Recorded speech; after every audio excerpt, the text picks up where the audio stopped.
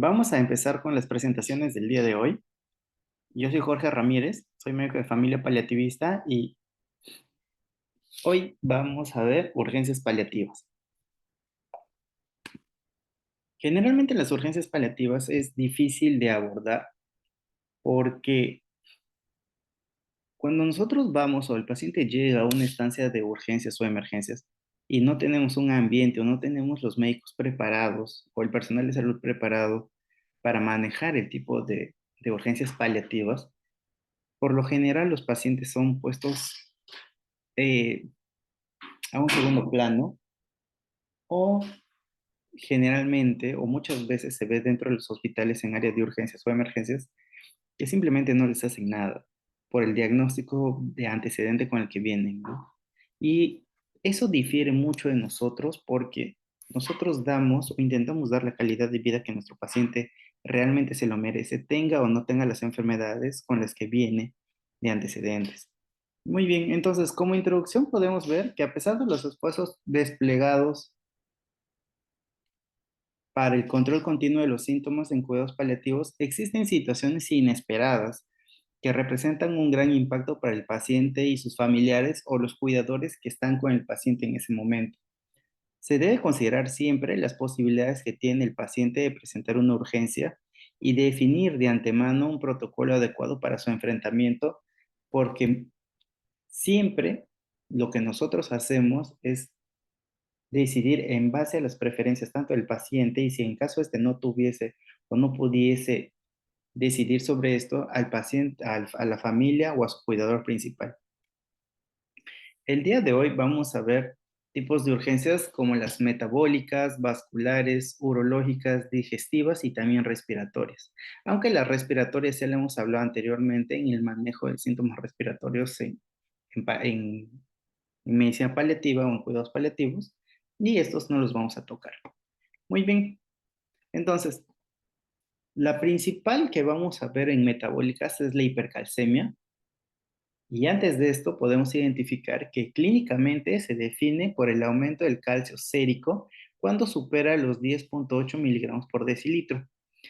Es la urgencia metabólica más grave asociada en general a la enfermedad patológica y esta a su vez va a presentarse en enfermedades ya avanzadas que, de acuerdo a la metástasis que presentan estas enfermedades, en primer lugar está la próstata, luego riñón, cáncer de mama, cáncer de pulmón y también los mielomas. Los síntomas más frecuentes que pueden ser por un aumento moderado de calcio, va a haber astenia, anorexia, letargia, constipación y dolor abdominal. Si se dan cuenta, son síntomas muy inespecíficos en los cuales podemos ir pensando que creemos en algunas ocasiones es que siempre puede ser de repente el aumento o el avance de la enfermedad de la patología oncológica. Cuando ya vemos un aumento severo del calcio, ya podemos encontrar náuseas, vómitos, presencias de hilio, polidipsia, poliuria, confusión o trastorno de sensorio como compromiso de la conciencia, convulsiones, bradiarritmia y alteraciones en el EKG. También vamos a ver que dentro del tratamiento, el tratamiento es muy variado y lo que nosotros tratamos de hacer con este paciente es que cada 3 meses o cada 6 meses o eventualmente siempre pedir exámenes de laboratorio control para ir identificando variables que puedan presentarse con una zona o con los exámenes basales que el paciente pueda tener de acuerdo a las consultas que podemos ir a encontrar. Dentro del tratamiento, podemos encontrar que empezamos con hidratación generosa, con suero salino isotónico entre 4 a 5 litros en 24 horas y vamos a valorar la tolerancia de nuestro paciente. A través de esto también vamos a dar furosemida de 40 a 60 miligramos por día, lo podemos dividir entre 2 de cada 8, y este requiere monitorización de la presión vascular central y electrolitos plasmáticos e ir identificando también cómo va variando el calcio a medida que vamos dando el tratamiento.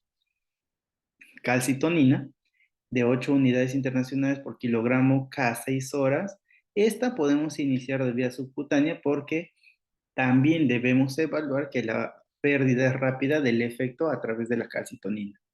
Y finalmente, los bifosfonatos, que son los fármacos más efectivos en el control de la hipercalcemia con acción específica sobre los osteoclastos.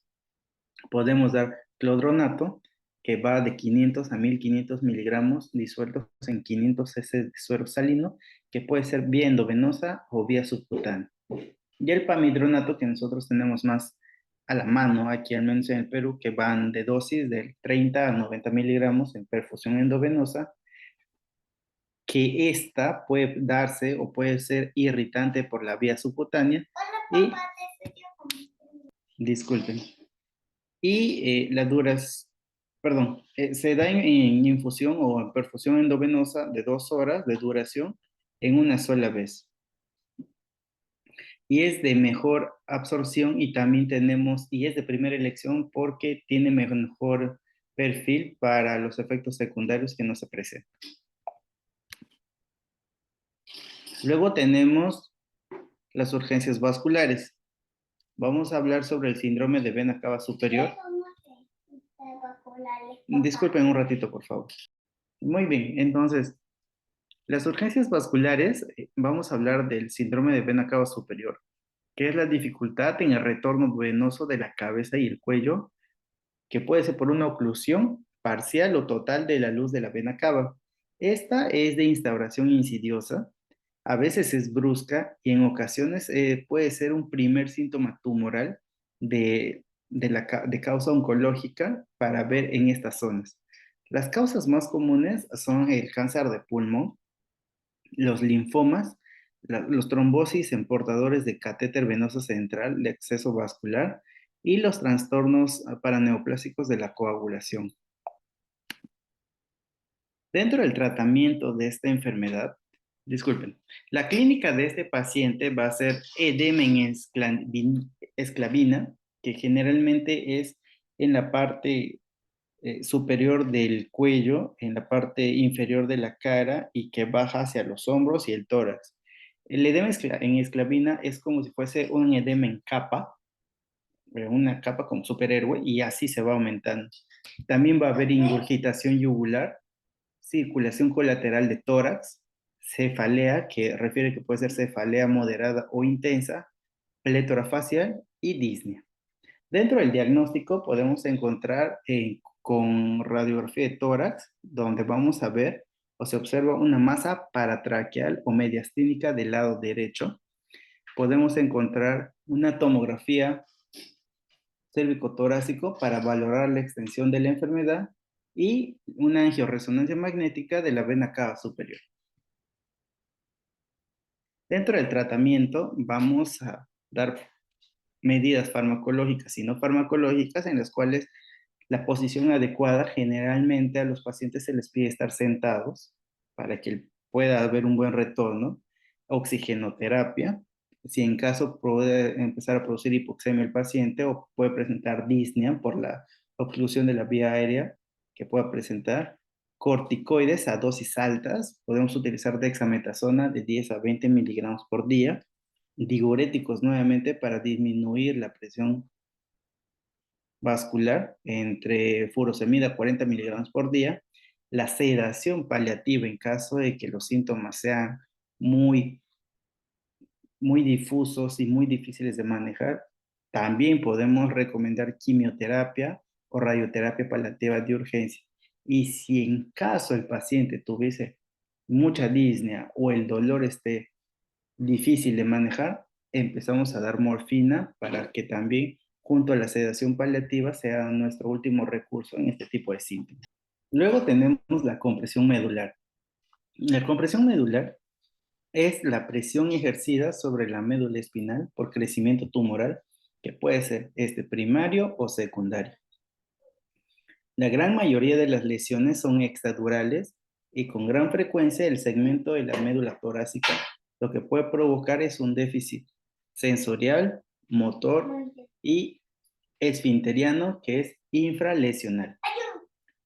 El diagnóstico se hace a través de síntomas como el dolor torácico, el dolor toracolumbar tipo radicular con o sin déficit motor, y también el paciente puede presentar debilidad en extremidades, pérdida de sensibilidad. La evaluación generalmente la hacemos a través de la resonancia magnética, que es el gol estándar en el cual nosotros podemos identificar acá cómo el tumor extravasa lo que es el canal de la médula espinal, produciendo aquí una compresión, ¿no? La médula espinal, podemos ver este trayecto y aquí el tumor se mete, por así decirlo, en el canal y esto se ve la obstrucción y la compresión que nos va a dar. El tratamiento en estos pacientes generalmente es dexametasona de 10 a 20 miligramos eh, en dosis altas cada 6 horas. Y bueno, aquí pongo la presentación que nosotros tenemos, que es de 4 miligramos, y esto podemos dar de todas formas en dosis altas para que disminuya la inflamación. Generalmente estos pacientes, en nuestro caso en ADI, los manejamos por emergencia porque necesitamos ver la magnitud de la compresión y para valorar de repente el tratamiento específico con quimio o radioterapia paliativa para mejorar los síntomas, al igual que el síndrome de la vena cava superior. Luego vamos a hablar de hemorragias. Una de las urgencias de repente un poco más fastidiosas o tediosas porque puede presentarse en el domicilio son las hemorragias masivas. Es muy angustiante porque esto puede presentarse, como les comentaba, en la casa del paciente y está al lado del cuidador o el familiar. Y siempre se ha sabido que la sangre o el sangrado de por sí es escandaloso y más en estos pacientes, ¿no? Por ejemplo, en sangrados carotídeos con pacientes en tumores de cabeza y cuello, de algún desgarro arterial por úlceras malignas en ingle, en axila o en cuello también. Cuando nosotros tenemos melanomas que manejamos en cuello, alguna vez tuvimos un paciente que el paciente se desmayaba cuando empezaba a sangrar y no había forma en cómo parar el sangrado vaginal masivo por cáncer cérvico-uterino o las hematemesis o hemorragias digestivas, que en cáncer gástrico ulcerado y que pueda producirse también hemoptisis masiva. El tratamiento, como sabemos, es un tratamiento o es un manejo interdisciplinario y vamos a empezar con advertir a la familiar o a la familia o al cuidador sobre la posibilidad del sangrado con anticipación cuando ya tenemos las causas o ya tenemos algún antecedente que pueda llevarnos a un sangrado. Disponer de toallas o sábanas de color oscuro, ya sean azules o negras o marrones o en todo caso, para realizar el taponamiento y la compresión local. Estos colores disminuyen el impacto visual que puede producir la sangre con toallas de repente de colores claros. Siempre también estar en compañía permanente de nuestro paciente. La reposición de volumen va a depender de la severidad del sangrado y del pronóstico vital de nuestro paciente. La sedación con midazolam o lorazepam vamos a ver de acuerdo a la evolución de nuestro paciente y de acuerdo a la sedación que se le va a realizar a nuestro paciente y las posibilidades que tiene, también sabiendo las preferencias de este paciente, porque ya hemos visto y ya hemos hecho que puede haber la posibilidad con anticipación y esto se va hablando con la familia si en caso nosotros acudamos de manera urgente al paciente y estemos en ese momento. También es válido dar el tratamiento con ácido tranexámico, que podemos dar 1500 miligramos a 1 gramo de manera subcutánea cada 6 horas para manejar esto. Luego vamos a ver la trombosis venosa profunda, que generalmente, o las localizaciones más frecuentes, está el 90%, vamos a encontrar en miembros inferiores, en miembros superiores el 42%, en abdomen el 32%, pueden haber trombosis intracraneales, que son el 10%, en retina, en cava superior y también en trombosis renales. Los síntomas, como vemos, y como es clásico en trombosis venosas, son el dolor local a la palpación y al movimiento, el edema distal que va a presentar el paciente, eritema y el aumento de la temperatura. Para estos casos podremos también utilizar los criterios de Well, pero como ya tenemos un antecedente de nuestro paciente y los síntomas son muy específicos y los signos también, vamos a darnos cuenta o vamos a empezar a manejar a nuestro paciente también de forma profiláctica. Para nuestro diagnóstico podemos utilizar el Doppler venoso, que va a ser el gol estándar para la enfermedad, pero por los antecedentes, como les comentaba este paciente, a veces utilizando la prevención cuaternaria vamos a disminuir y de repente solicitar este tipo de exámenes, ¿no? Y el dímero D, que más que para confirmar el diagnóstico, va a ser descartar otro tipo de patologías que pueden estar presentando nuestro paciente. Aquí tenemos un modelo predictivo, que es el de Corana para la enfermedad tromboembólica venosa asociada a un paciente con quimioterapia. Esto generalmente son en pacientes que se van a manejar o que están en sus sesiones que presentan como dificultad o como efecto adverso posterior a las sesiones de quimioterapia que lleva el paciente, ¿no? Dentro de este modelo predictivo tenemos características del paciente en las cuales nos van a dar un índice de riesgo. Por ejemplo, un riesgo muy alto nos va a dar el cáncer de páncreas o el de estómago. Un riesgo alto, el paciente con antecedente patológico de cáncer de pulmón, linfoma, cáncer ginecológico, testicular y vesical. También vamos a tener recuento de plaquetas prequimioterapia, que son mayor o igual a 350,000 por campo. El nivel de hemoglobina prequimioterapia, que es menor a 10, y o el uso de agentes eritropoyéticos antes de iniciar la quimioterapia. Y el recuento de leucocitos prequimioterapia, que es mayor a 11,000, y el índice de masa corporal mayor a 35 kilogramos por metro cuadrado. El índice de riesgo en estos pacientes vamos a utilizar bajo cuando es 0 puntos. No hay de repente una posibilidad de desarrollar una enfermedad tromboembolítica, pero ya podemos encontrar el tratamiento en base a riesgo moderado o a riesgo alto. Y en eso se basa el tratamiento. Si es un riesgo moderado, podemos utilizar heparina de bajo peso molecular como la enoxaparina de 20 miligramos subcutáneo cada 24 horas. Si en caso tenemos esta posibilidad, si tenemos un riesgo alto de acuerdo a estas características, podemos utilizar o deberíamos utilizar enoxaparina de 40 miligramos cada 24 horas.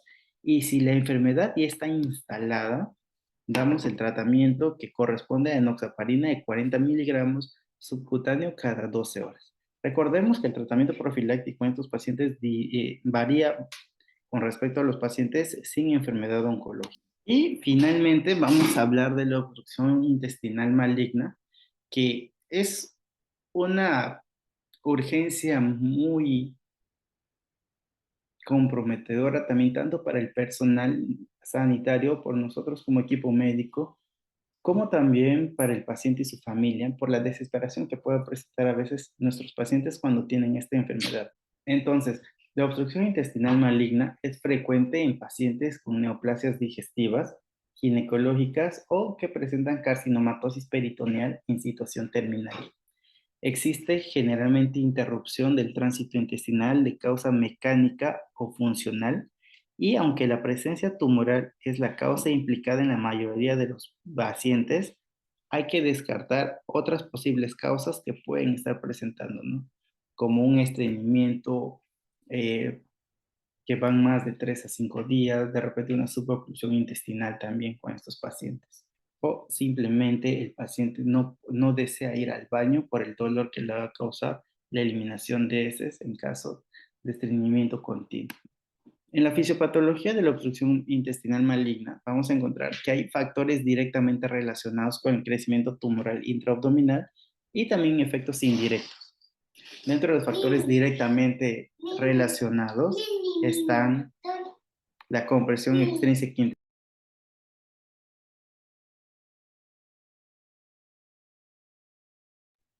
está la obstrucción intestinal endoluminal, infiltración intramural intestinal y la infiltración mesentérica y de plexos que van a encontrar los plexos mesentéricos. Los efectos indirectos o los efectos paraneoplásicos que encontramos es la neuropatía paraneoplásica que realiza la falla del tránsito intestinal, el estreñimiento crónico que presenta nuestro paciente, la disfunción intestinal inducida por los opioides. Recordemos que los opioides, ya sea el tramadol o la morfina, buprenorfina, también causan como efecto adverso alteraciones en la motilidad gastrointestinal.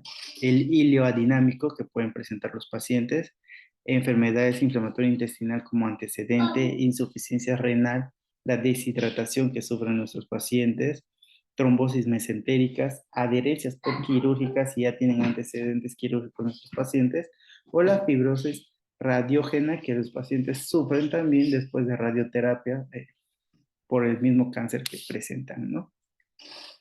Dentro de la clínica vamos a diferenciar si es una obstrucción mecánica de intestino delgado, obstrucción mecánica de colon o si hay un hilo adinámico. Muy bien, entonces la distensión abdominal va a estar presente en los tres tipos de obstrucción. El dolor en una obstrucción mecánica de intestino delgado va a haber dolor cólico en mesogastrio, puede ser paroxístico y a veces va a haber borborismos. En la obstrucción mecánica del colon, el dolor va a ser completamente en todo el abdomen y el dolor va a ser tipo cólico. Y en hiliodinámico el dolor va a ser muy leve. Los vómitos en una obstrucción mecánica de intestino delgado son más precoces y profusos. Mientras más alta sea la obstrucción, inicialmente puede haber contenido de bilis y moco y luego puede aparecer de manera fecaloidea por sobrecrecimiento bacteriano. En cambio, en la obstrucción mecánica de colon, los vómitos van a ser tardíos si es que lograran aparecer y raramente son fecaloideos. Y si es hilio adinámico, los vómitos van a ser de contenido gástrico y bilioso. Hipo. Pueden presentar hipo nuestros pacientes si es que tiene una obstrucción mecánica del intestino delgado por la activación del sistema nervioso del vago, como ya lo hablamos la anterior vez en la fisiopatología. No se va a ver en la obstrucción mecánica del colon y tampoco en el hilio adinámico. La expulsión espontánea de heces o gases por el recto, si es que la obstrucción mecánica del intestino delgado está completa, no vamos a ver. Si está completa, sí. Si es una obstrucción mecánica del colon, puede haber, no. Y en el hilo adinámico va a ser muy escasa. Cuando hay este tipo, también no nos olvidemos que puede haber una diarrea residual, que es el líquido que pasa a través del fecalito que presenta nuestro paciente. Y esto también nos puede hacer pensar de que el paciente puede estar teniendo una diarrea y que la obstrucción intestinal se está mejorando, ¿no?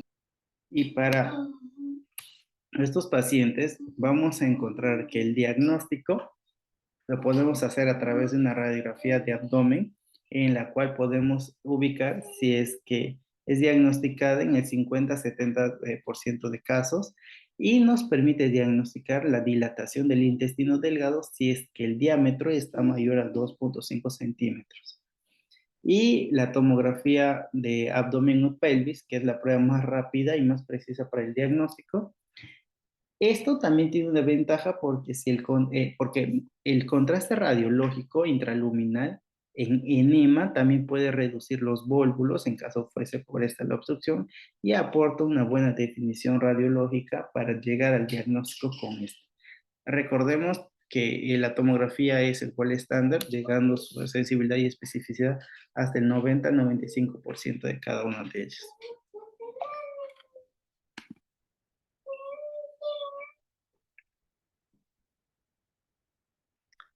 El tratamiento de esta enfermedad como tal o de esta urgencia, dentro de los rangos generales, por así decirlo, se va a basar en aclarar las preferencias tanto del paciente y los familiares de qué es lo que se quiere hacer o hasta dónde se quiere llegar para establecer el umbral de que vamos a tener o evitar la limitación del esfuerzo terapéutico.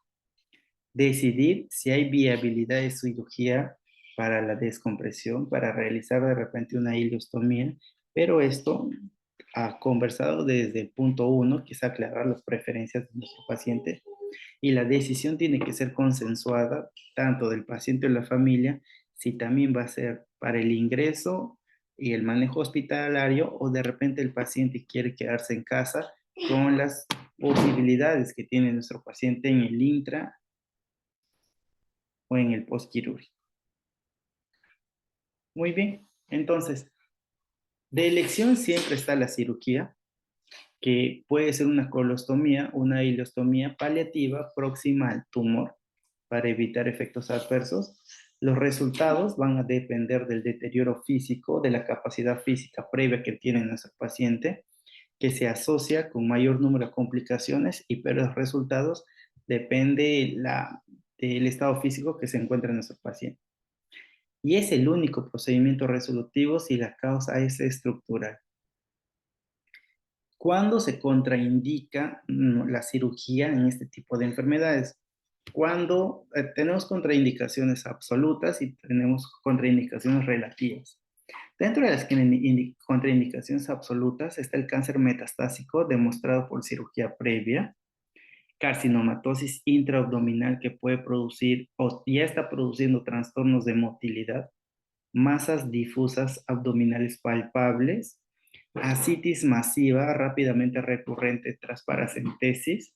Generalmente estos pacientes son los que regresan de 2 a 3 veces por semana para realizar paracentesis evacuatoria, y radioterapia previa abdominal o pélvica para poder proceder a que no se debería realizar cirugía como cirugía de elección para estos pacientes, ¿no? Y las contraindicaciones relativas, podemos encontrar las metástasis extraabdominales que producen síntomas de difícil control, como tumores en tórax o cáncer pulmonar que causan disnea. Son extensiones tumorales extraabdominales no sintomáticas. Disculpen.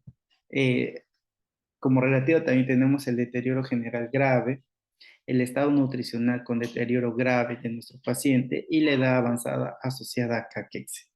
De repente, haciendo un balance entre cuál es mejor hacer, siempre vamos a tener las preferencias tanto del paciente y de nuestros familiares con respecto a las contraindicaciones relativas.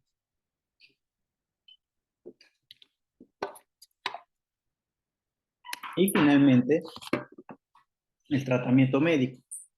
El tratamiento médico de elección, siempre tratamos de dar eh, medicamentos para que se puedan resolver en ese momento. Y de primera mano es dar dexametasona de 20 miligramos al día, o de repente está más, ondansetron de 24 miligramos al día, y octiotride en perfusión de 0.3 miligramos por día. Esto en perfusión continua para poder para poder mejorar los síntomas de este paciente. Si es necesario, en otro infusor podemos colocar morfina de 0.5 a 2 miligramos por hora en caso de utilizar un rescate, o dar dosis de urgencia en ese momento, más metoclopramida, que puede utilizar de 10 a 30 miligramos por día, o domperidona, y escopolamina hasta 120 miligramos al día. Si a pesar de estos medicamentos aparecen los vómitos, tenemos que ver la posibilidad. Si aparecen los vómitos, vamos a ver la posibilidad de colocar la sonda nasogástrica, y esto se va a ver también la preferencia y valorar si es que no vamos a causar más efectos adversos con nuestros pacientes. Y también vamos a realizarlo para evitar sobre todo los vómitos fecaloideos que pueden presentar nuestros pacientes. Si después de esto se establece el tránsito intestinal, se puede iniciar tolerancia oral e incluso dar fármacos por vía oral. Si todo fracasa, se plantearía la sedación paliativa como último recurso para aliviar el sufrimiento, pero esta sería nuestra última alternativa posible para nuestro paciente. En pacientes hospitalizados, se debe mantener la hidratación de manera parenteral, que por lo general en estos pacientes damos entre 1500 a 2500 ceces de solución salina en 24 horas para no sobrecargar tampoco de líquidos a nuestros pacientes. Se aplicará también tratamiento farmacológico similar al parenteral que hemos visto en de elección, que es un tratamiento descompresivo también y antiemético. Y si es necesario, se puede utilizar otro infusor de morfina más metoclopramida y escopolamina o iosina que son compatibles entre sí. No es necesariamente que contengan todos los ingredientes. Y recordemos que la dexametasona y la morfina no pueden mezclarse porque estos se precipitan en una sola solución. Y eso sería todo por esta presentación. Muchas gracias. Aquí tenemos la visita domiciliaria cuando salíamos en época de pandemia. Estábamos con la licenciada Vilma, la licenciada María Sam, nuestra nutricionista, la licenciada Vilma, que es enfermera nuestra, y dos internos de psicología para una paciente con cáncer de pulmón en la cual estaba, la cuidadora principal era su hija, ¿no? Muchas gracias.